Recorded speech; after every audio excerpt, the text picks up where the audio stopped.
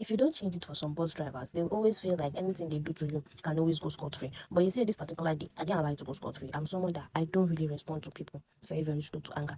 But you see, on this particular day, no, I had to actually respond back. I was on my way to school. You get, someone had already irritated me when I went to go and get food. I already lost appetite. You get, I was on my way to school. I boarded bus. That's Korokwe. I entered. He said 400. I didn't argue with him, and I just even withdrew money. I entered into the bus, right? Now, when we're getting to Yano school, he told us to bring out our money. So we gave him money. Me, it's 1K I had with me. I gave him my money. Everybody gave him the money. It's later I realized that majority of us in the bus were supposed to even collect 100 naira change. Tax who has 100 naira so that you collect 200 naira. You know that normal bus routine now. Me, I told him I don't get to. Like, I replied him twice and I told him I don't have. I replied him on a normal tone and everything. I told him I do not have.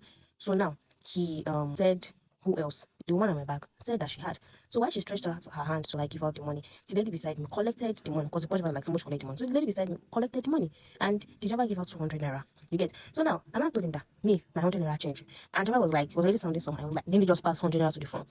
And I told him that I didn't collect the money and I already told you I do not have 100 naira change. Meanwhile, this bus driver has a lot of 100 naira on his hand though. He had 100 naira plenty on his hand. And the man beside me told the driver that you don't get change for your hand. Now 100 naira will they see so now? Now the driver, he didn't say anything. As we were reaching last weekend, he now started giving out the 100 naira he had in his hand. And then he started talking to the man beside me. I was telling the man that, you know that this 100 naira now that he's able to give us because he has been saving it from last week. And the man corrected him and told him, should you have the money now? Nobody in the bus have 100 naira. But you have. You give it now. Why are you holding the money? The essence of you having the money is not to give it to people when they need their change. You get? The driver was busy arguing and whatever. While they were talking, me, should have collected my 100 naira? It not really concerned because he was never talking to me because I was at his back. Then I told him last week it. That's why he was now talking. And then he was like, people now like this stubborn girl. Like he was referring to me.